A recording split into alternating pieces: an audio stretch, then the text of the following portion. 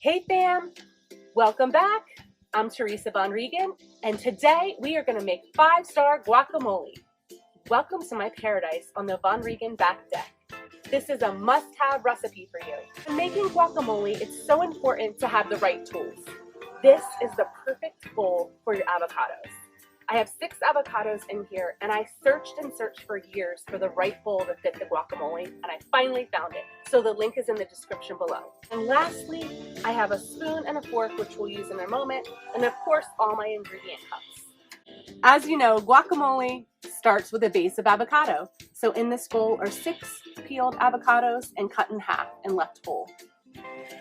Now we're going to pour in our lime, and this is great because it has that nice zesty flavor, but it keeps the avocado from turning brown and your guacamole from turning brown.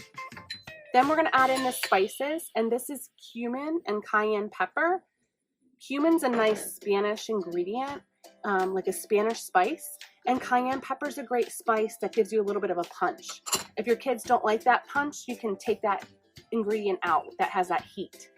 And then, of course, salt. And I love to use kosher salt, but any kind of salt is great.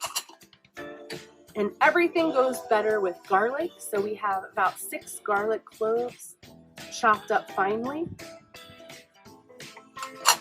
Onion, and I chose red onion to give nice color. You can use any kind of onion.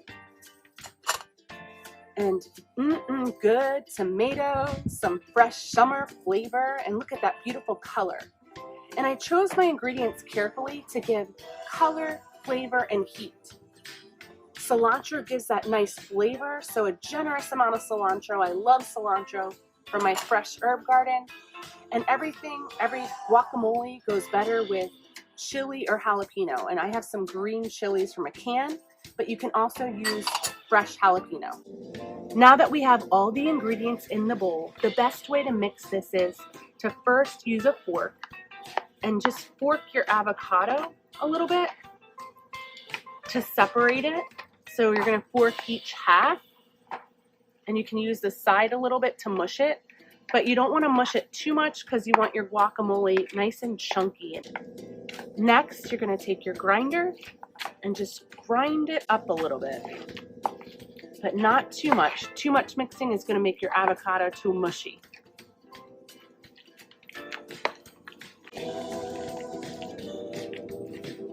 Now that we're finished mashing our 5-star guacamole, we're going to serve it up to our friends and family. And I know you're going to love this 5-star guacamole just as much as we do in the Von Regan home. Comment below with what recipe you want to see next. This looks so good. Bye for now, fam.